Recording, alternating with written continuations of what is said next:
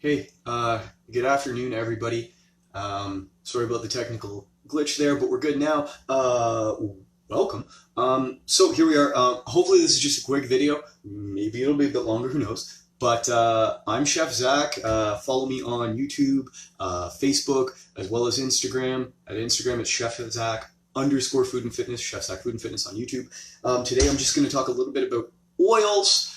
And, hopefully you guys will find this information useful. Now, I've talked about this with so many people. I get this question all the time as a chef, as a cook, as somebody who likes to talk about cooking and making good, solid, delicious food. People ask me, why do I use the oils that I use? Why do I not use the other oils that I don't? Stuff like that. So I think in terms of the health, wellness, and cooking perspective, fats are everything. Your oils are everything. So, making sure that you folks are knowledgeable and aware of what you're putting on your plate, in your pan, whatever it is, on your salad, whatever, that it's the right thing for you, that it works for you, that you're making the right choice. And the reason this all came about is because I keep getting asked this one big question is, I always get asked, why olive oil? Why do I not cook with olive oil? Why do I prefer to just use it raw? And I get that. That's a fair question, right? Is it bad to cook with olive oil? No, absolutely not. It's not bad to cook with olive oil. I just prefer not to. We'll get to that in a moment, though. So here we are. I'm going to run through this hopefully fairly quickly, and you guys will learn a few things. Shoot me any questions you have if you need. By all means, I'll happily answer you. So here we go. Let's start off. I'm going to open up with our coconut oil. I'm a huge fan of coconut oil, organic coconut oil. I cook with it. I put it in my smoothies. I make a bunch of different stuff with it. It's a beautiful thing. It is healthy for you in reasonable moderation. I wouldn't spoon feed it, but if you choose to, like I say, I put it in my smoothies. I blend it in. It's great. Ups my calorie count for the day because I'm not gonna lie, I have trouble meeting my calorie need for the day. So this helps me a lot, as well as there's a bunch of side benefits. I'm not going to get into the nutrition side of thing too deeply, but long story short, it is good for you in moderation. If you enjoy it, use it. I also like using a mix of coconut, of coconut and butter. So I use my coconut oil and my butter, and I think that's amazing to fry my eggs up and stuff. It adds a bit of a flavor, not too much. The coconut oil, just a bit of coconut flavor, and of course you can get the refined coconut oils and stuff like that, where the coconut flavor is reduced, so you don't have as much of that sweetness that some people are not a fan of, or just that coconut flavor that some people are not a fan of. I like it though, so hit it up. I get this at Costco. It's super cheap, $17 or something. I don't know, maybe it's 20. It's not that bad though. All things considered, comparatively speaking to the next thing we're going to talk about, avocado oil. This is a big one for me.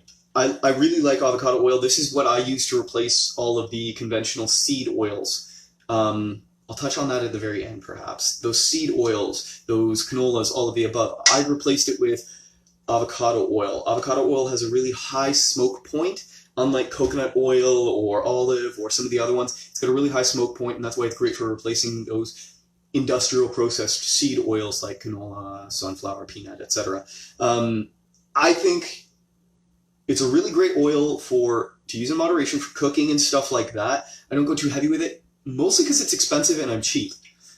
So I don't like to spend a lot of money on my oils. That's why I use the coconut oil in part more, because I like the flavor and it doesn't cost as much as my avocado oil, which I'll use it always stays liquid, those instances where I need to just pour it right onto a pan or something like that, as opposed to the coconut oil where you have to melt it. Because it stays liquid, you just give her. Right? You can crank up the heat. You don't have to worry about it. You can use it to season your cast iron pans, stuff like that. It's great.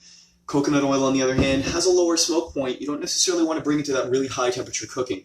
So weigh your pros and cons. Same thing, these oils are great for cooking, not necessarily baking and stuff like that. And that's where we get into stuff like butter and ghee. Ghee is an amazing thing. I happen to have butter here.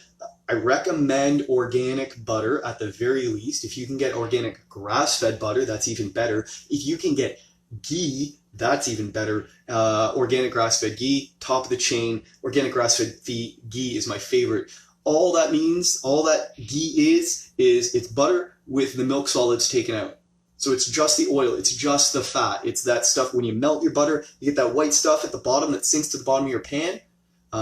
If you let it sit for a minute to cool down a bit, that white stuff, that milk, those milk solids, we don't really need them. And for those of you who are, maybe lactose intolerant and stuff like that, that's where you get that reaction, even if mildly lactose intolerant. So you avoid the milk solids, you just take the healthy fats. You can avoid some of the allergens, some people who have digestive issues, stuff like that, have a reaction with it, even mild reactions that you don't notice. So that's why people use ghee instead. I have no problems with dairy. It works great for me. So I'm fine using butter or ghee, they're the same to me. They're the same to my body. So you do what works for you, but I love butter and ghee because of the flavor. If you don't like the flavor of butter, if you don't like the flavor of ghee, I got nothing for you. Go back to avocado oil or something, man. Because the ghee, the butter, they add a great flavor. They're solid when they're cool. They're melty. They're melty. They turn into a liquid when you heat them up. I'm a big fan. I do my eggs, again, coconut oil and ghee or butter, whatever. And it's the base for hollandaise, and who doesn't love hollandaise?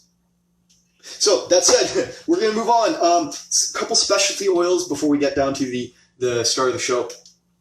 Specialty oils. I love sesame oil. Sesame oil, if you want to make a dish taste like it's Chinese food, even if it's French fries, drizzle some sesame oil on top of it. Sesame oil is amazing. It's got so much flavor. Toasted sesame oil, I should say, has so much flavor. Pure, regular, plain Jane sesame oil, not as much flavor. I recommend you toast it a little bit in your pan. It's got a really high smoke point, reasonably high smoke point, I should say. I do find that you do lose a bit of that flavor sometimes when you cook it too much. So I like to just drizzle my sesame oil on raw at the end. I'll put it on my soups, my Asian style soups, my Asian style stir fries, stuff like that. You can definitely go ahead and put it in and mix it in while you're cooking, but I don't feel that's necessary, at least for me. So you do you, but sesame oil is a great thing. Other alternatives, less for the flavor, but more for the kind of weird alternative oils. Flax and walnut seed oil are also great healthy oils. Again, not going too much into the nutrition side of things, but they're great healthy oils to cook with, to consume. I'm a big fan of sesame oil though. Thumbs up. That said, last but not least, we're going to talk about our organic olive oils. I'm a huge fan of olive oil. Like I say, not as much for cooking. Can you fry your eggs in olive oil? Absolutely. Would I fry my eggs in olive oil? No, not personally. Why? Because it has a lower smoke point, so I can't go as high on the temperature. Same, frying chicken, that might be a bit more of a concern. If you want to pan fry your chicken, not so much. Eggs can probably get away with it because they cook at a lower temperature. Chicken, though, you got to go a bit higher, and that's when your olive oil starts to, as far as I'm concerned, burn. The flavor changes, so I don't like that. I want my olive oil to taste pure. I don't want it to degrade, which it does oxidize. It does degrade a little bit when you add heat. So does it degrade like 50%? No, it takes a long time to really degrade it by a significant margin, but I find the flavor changes, which is, as a chef, where my decision-making comes in, and I switch over to my ghee, my avocado oil, whatever, right? I switch over to my appropriate oil, and if I want to have that olive oil flavor, I'm going to drizzle it on at the end, right? Just drizzle on your chicken breast at the end. If you haven't figured out how to cook your chicken breast to the point that it's dry, that it's not dry, that it's still juicy, and not beyond that, olive oil is your savior. Pour that stuff on your dry, crappy, sorry, no offense, your dry, not as good as you'd like it to be chicken breast. Drizzle the olive oil on there and enjoy it, right? And the best part about these olive oils is you can start getting some of these flavored ones now too. These are super popular. This is a chili red pepper extract one. I thought red pepper like bell pepper when I first heard of it, and that was a mistake. It's very spicy. So keep that in mind. And then if you have a local company like the olive oil company, they're local in, I don't know if they're local to Barrie, but they're in Barrie. But they have like these, infused olive oils and stuff like that. Obviously, we preference the pesto. The garlic's beautiful, but it's very strong. But take your taste, enjoy it. If you love garlic, it's a great thing. I love garlic, but still find it too strong sometimes. So I use it in moderation with my mixing with my other oils and stuff like that. I love olive oil. It's great. I just prefer it raw. That's all it comes down to. I prefer it raw. I don't like to cook with it because of that flavor change. And that's okay. If you prefer, to cook with it, if you like that flavor on your eggs, great. If you like it on your chicken, great. Cook with it. I don't care. But, well, I do care. But don't destroy it. Don't burn it to the point that you change the flavor. That's all I ask. Treat your olive oil with the respect not to change the flavor. So that said, last but not least, I'll just talk briefly about the industrial seed oils. I'll put a link in the comments down below. The industrial seed oils, I just don't recommend them because they're basically void of nutrition. They're really high in omega-6s, which throws off your ratios, which means you need to start maybe taking in more omega-3s to make up for it. Stuff like that. Honestly, the industrial seed oils, I wouldn't recommend them, just like all of these other things. I personally wouldn't recommend them to somebody. If you choose to cook with your canolas, your grapeseed, I mean, if I had to, I'd choose grapeseed. But if you have to cook with your canola, your sunflower oil and peanut oil and stuff like that, that's fine. There's nothing wrong with that. Just maybe moderate your intake there so that you don't have to worry about some of the other health consequences that come along with it. And if you're consuming these nice, amazing, healthy oils, you don't have to worry about any of it. So, you know, personally, the industrial seed oils, they're not expensive. I threw them all out a long time ago. I made the switch, and it hasn't been that bad. This is a great source of nutrition, a great source of calories. Your body needs fat. Guys, dietary fat doesn't turn into waistband fat. It doesn't. That's just not how it works. So bear that in mind. Don't be afraid of your oils. Don't be afraid of your fats. Don't eat deep fried butter, but put it in your pan with your eggs and enjoy it because that's what it's meant for.